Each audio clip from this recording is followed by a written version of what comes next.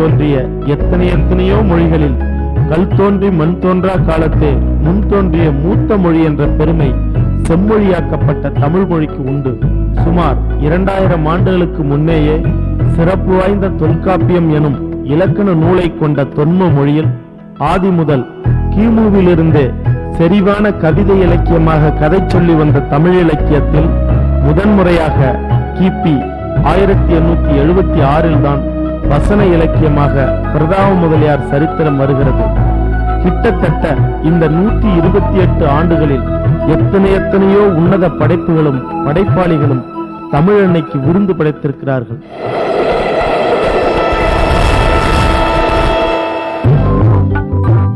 சுதி கூட்டப்பட்ட வீணை கம்பி போல் இழுத்து கட்டப்பட்டிருக்க வேண்டியிருக்கிறது கலைஞனின் மனம். ஆனால் அவன் வாழ்வுக்கோ நெகிழ்வாய் இருக்க வேண்டியுள்ளது. இறுக்கத்துக்கும் நெகிழ்வுக்குமான யுத்தத்தில் செத்தொழிபவன் கலைஞன் என்று சொல்லி கிட்டத்தட்ட அரை நூற்றாண்டுக்கும் மேலாக படைப்பிலக்கிய உலகில் ஈடுபட்டு இன்றைய முன்னணி தமிழ் எழுத்தாளர்களில் ஒருவராகவும் 20ஆம் நூற்றாண்டின் தலைச்சிறந்த தமிழ் படைப்பாளிகளில் குறிப்பிடத்தக்கவராகவும் விளங்கிக் கொண்டிருப்பவர் திரு நீல பத்மநாபன் அவர்கள். 15 நாவல்களும் சுமார் 200 சிறுகதைகளும் நூற்றுக்கணக்கான தமிழ் ஆங்கில மலையாள கவிதைகளும் இலக்கிய கட்டுரைகளும் மற்றும் தலைச்சிறந்த மொழிமாற்று படைப்புகளும் இவர் தமிழ் அன்னைக்கு காணிக்கையாக்கியவை. மலையாளத்திலும் ஆங்கிலத்திலும் எழுதும் ஆற்றல் படைத்தவர். எனவே மொழிபெயர்ப்பு ஆசிரியராகவும் விளங்குகிறார். தம் எழுத்தாற்றலால் தமிழ் படைப்பிலக்கியத்திற்கு உலகளாவிய பெருமையும் அங்கீகாரமும் தேடித்தந்தவர் திரு நீலபத்மநாபன் என்றால் அது மிகையாகாது. இவரின் தலைமுறைகள் பள்ளிகுண்டபுரம், உறவுகள், தேரோடும் வீதி, கூண்டினுள் பட்சிகள் ஆகியவை தமிழ் நாவல்களில் இன்றும் தலைச்சிறந்த நாவல்களாக கருதப்படுகின்றன. இவரது நூல்கள் பல்வேறு பல்கலைக்கழகங்களில் MPhil, டாக்டர் பட்டங்களுக்காக ஆய்வு செய்யப்படுகின்றன. சில நூல்கள் பாடப்புத்தகங்களாகவும் விளங்குகின்றன. சின்ன வயசுல ஒரு 4 வயசு 5 வயசுல இந்த காலத்திலேயே எல்லா குழந்தைகளும் மாதிரிதான் இந்த கதைகள் கேட்கறதில்ல, பாட்டு கேட்கறதில்ல, சுயமாக பாடுறதில்ல. அந்த கதைகளை நாம சின்ன குழந்தைகள் சொல்ற மாதிரி மழையில எல்லாத்தையும் சொல்றதில்ல. இதுல எல்லாம் எனக்கு ஒரு ஈடுபாடு இருந்தது. சாதாரணமா சின்ன வயசுல எல்லா குழந்தைகளும் இருக்க மாதிரி தான் இருந்தது. அது எனக்கு என்ன வேடிக்கைன்னா, ஒரு பாட்டி இருந்தாங்க. பாட்டி ரொம்ப அருமையான கதைகள் எல்லாம் சொல்லுவாங்க. ராஜாராணி கதை, பேய் கதை, இந்த மாதிரி கதைகள்லாம் அந்த காலத்துல சொல்லுவாங்க. நான் பிறந்து வளர்ந்த இடம் இங்க திருவனந்தபுரத்துல பாட்டு உலகம் தெருவுன்னு ஒரு தெருவு இருக்கு. தெருவில் பக்கத்துல எல்லாம் நிறைய நம்ம சாதாரணமா அக்ரஹாரம் இருக்கிற மாதிரி பக்கத்துல நிறைய வீடுகள்.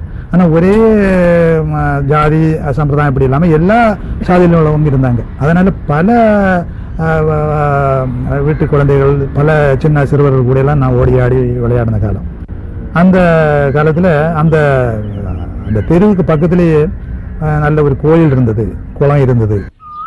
அந்த அந்த அந்த கோயில், குளம், இந்த மாதிரி ஒரு இயற்கையான சூழல், இதெல்லாம் ஒரு கலை, ஒரு கிளர்ச்சியை என் மனசுல உண்டு பண்ணிச்சு.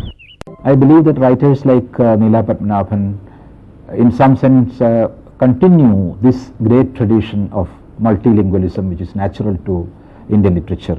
Padmanabhan has won the hearts of the Tamils and the Malayalis alike by this great compassion for the downtrodden, this understanding, as I said, of the man on the street, and also his abilities as a poet and fiction writer, both in English and Malayalam, as a craftsman, have also equally won him a lot of acclaim, a lot of awards, more than awards I would say, the love of his readers. 1963 April மாதம் அரசாங்கத்தின் மின்வாரிய துறையில் உதவி இன்ஜினியராக வேலையில் அமர்ந்து 1993 deputy chief இன்ஜினியராக சுமார் 30 ஆண்டு காலம் பணி செய்து தனது 55வது வயதில் ஓய்வு பெறுகிறார். 1963 ஆண்டே கிருஷ்ணம்மாள் என்பவரை தனது வாழ்க்கை துணைவியாக திரு நீலபத்மநாபன் அவர்கள் ஏற்றுக்கொள்கிறார். திருமணம் முடிந்த சில நாட்களிலேயே தலைமுறைகள் நாவல் எழுத தொடங்கியிருக்கிறார். இந்த நாவல் எழுத அவரது துணைவியாரும் பழமையான சில செய்திகளும் கதாபாத்திரங்களை பற்றிய தகவல்களும் மற்றும் சில இவரது பரிசளிப்பு என்று அவரே பெருமையுடன் சொல்லிக் கொள்கிறார்.